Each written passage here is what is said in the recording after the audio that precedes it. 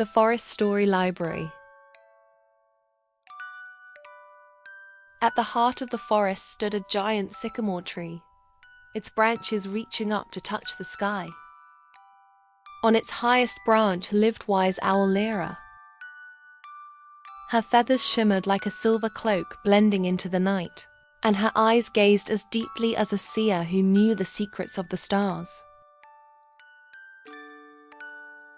Every evening, as the sun dipped below the horizon and the first stars began to twinkle, young animals gathered beneath the sycamore. Little rabbits curled up on the leaves, fox pups wagged their tails excitedly, and squirrels nibbled on the acorns they'd brought. Lyra would glide down from the branches, spread her wings, and whisper, "Storytime." One night, she told the friendship of wolves. The grey wolf found the lost fawn in the forest, guided by the moon's light. The next night, the song of the river. As the waters crashed against the stones, they carried the tears of a missing fish. The young ones pricked up their ears, closed their eyes, and drifted into the tailies.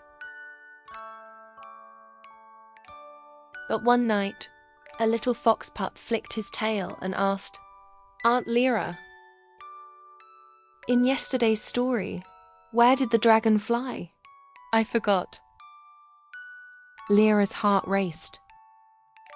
The others murmured too. "Me too. I fell asleep. Was there even a dragon?" Lyra's heart sank. She tucked her beak into her feathers, thinking. The stories were vanishing like leaves scattered by the wind. Without books, they'd be forgotten forever. She fluffed her feathers and turned to the young ones. "We'll build a library. We'll save the stories, never to forget." The forest buzzed with energy at Lyra's decision. Birds flitted from branch to branch, chirping, "We'll build a library." Their whispers reached even the farthest rocks. Beavers gnawed down pine trees with their sharp teeth. "We need thick logs for the foundation," they grumbled. The logs gleamed with honey-colored bark drying in the sun. Bears hauled the massive logs and hammered them into the ground. They dug the earth with their claws, fortifying the foundation. The youngest bear cub declared, "I'll carry the planks for the walls," as he hoisted them onto his back. Rabbits kneaded mud with their paws and smeared it onto the walls. Mixed with grass and flower roots, the mud became a fragrant paste. Baby rabbits swished their tails like brushes to smooth the walls. Butterflies crushed colorful petals into paint. They painted a story tree in orange and purple swirls on the walls. A hedgehog chirped. The walls looked like a spring meadow. Swallows shaped clay with their beaks to craft a wide veranda. They added railings adorned with vine flowers, chirping, "We'll watch sunsets here." Hedgehogs gathered flat stones from the riverbank to build a fireplace. The little ones will stay warm while listening to tailies on winter nights. They clattered their quills. Squirrels hollowed walnut shells into cozy nests for fireflies. "We'll need light to read the books." Bees crafted pillows from beeswax and leaves. The soft cushions were lined up in the corner. A baby rabbit hopped. "These pillows feel like fluffy clouds." The oldest woodpecker chiseled a door with his beak. Tap, tap, tap. Above it he carved, "Stories live here forever." The library stood ready with its rainbow walls and cozy fireplace, but the shelves were empty. The young animals stared at them and grumbled, "Why is it so empty?" A hedgehog waddled in, purple violets tucked into her spines. She sniffed the shelves. What even is a book? Is it like shiny river stones or sweet-smelling fruit? Lira fluttered down beside her, wings gently spread. A book is a magical door holding entire worlds. Turn its pages and dragons soar, seas roar, stars whisper. These papers, adorned with pictures, keep stories alive forever. Fico the fox pricked up his ears. He darted forward, tail wagging. "I've seen them in the human village. Their young ones have colorful books. Let's trade. We'll offer the forest's sweetest berries and plumpest walnuts. In return, they'll give us books." A crow clacked his beak. "Will humans trust us? They might fear us." Fico's eyes sparkled mischievously. "Our fruits are too delicious to refuse." Baby squirrels trembled their tails. "But what if the books are heavy? How will we carry them?" Fico stomped his paw. "Deer will carry the fruits on their backs and bring books back. We'll all help however we can." Lira puffed her feathers and hooted joyfully. "Fico's right. Are you ready to work for books?" At dawn the next day, the forest awoke. Beavers sliced sycamore bark to weave sturdy baskets. Rabbits shaped willow branches into frames. Swallows chirped directions. Blackberries glow like red pearls in those thickets. Squirrels scrambled up walnut trees. Each nut went plink as it fell into baskets. Hedgehogs carefully piled berries into the containers. Birds plucked the sweetest fruits from treetops. Every creature worked tirelessly. Fico dashed through the woods, tail waving like a flag. "I'll lead the first mission." The strongest stag led the team, antlers held high. "We depart now."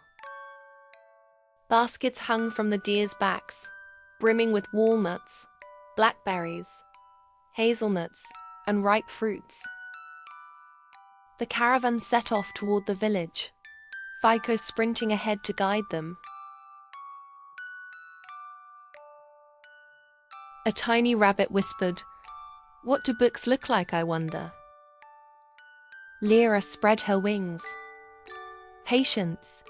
You'll all see." As the stag herd approached the meadow at the village's edge, the sun hung high. Children played hide and seek under the shade of trees.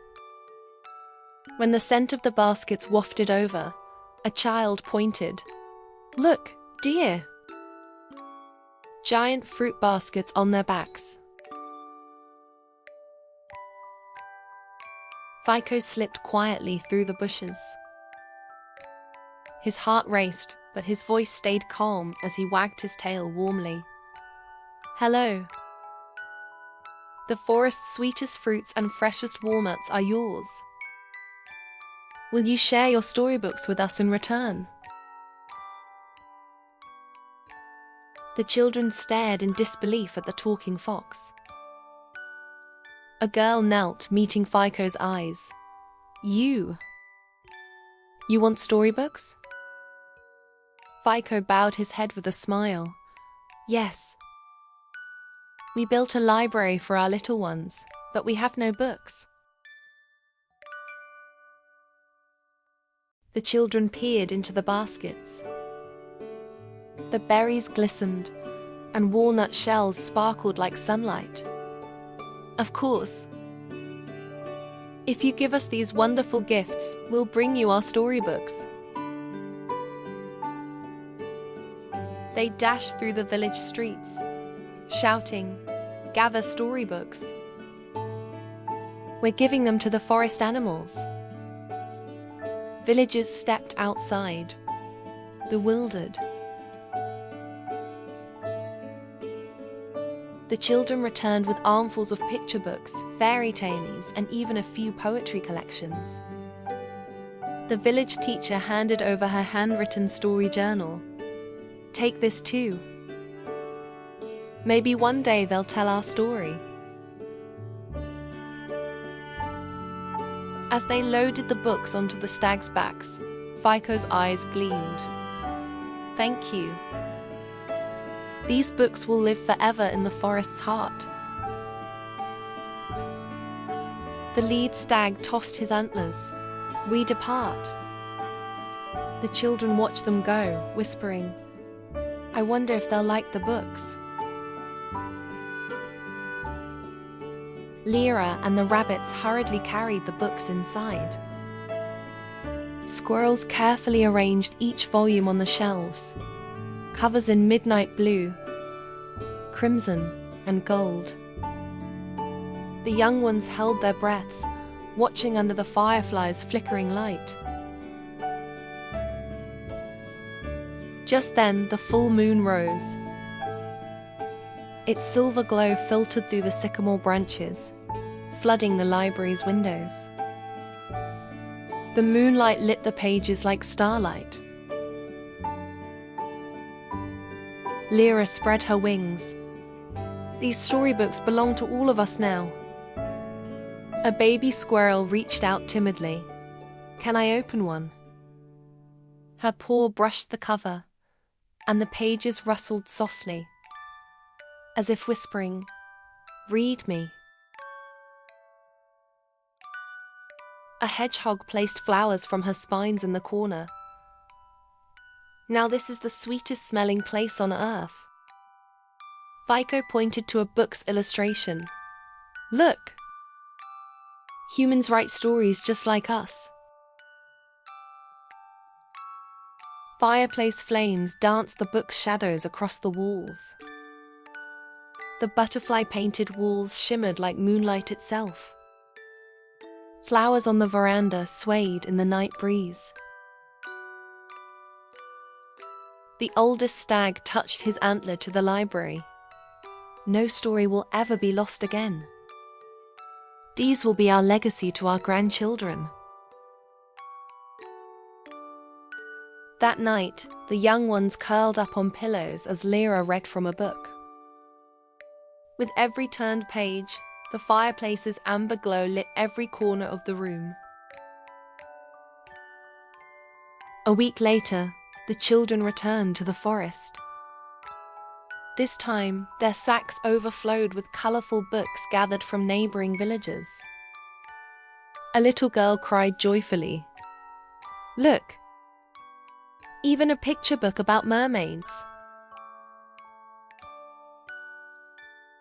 The young animals burst out of the library at the sound of footsteps.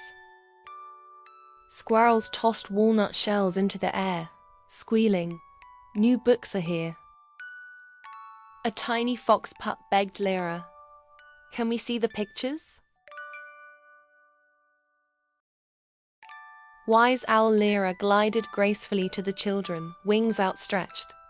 These books have brought the forest joy. To show our gratitude, we have a surprise. She flapped her wings with a cheerful hoot, and the animals sprang into action. Beavers brought glittering stones from the river. Each one shimmered blue, green, and purple in the sunlight. Bees filled walnut shells with honeyed nectar, topping them with flower petals. Butterflies crowned the children's hair with dried blossom tiaras, filling the air with violet perfume. Squirrels lined up golden walnuts from their hoards.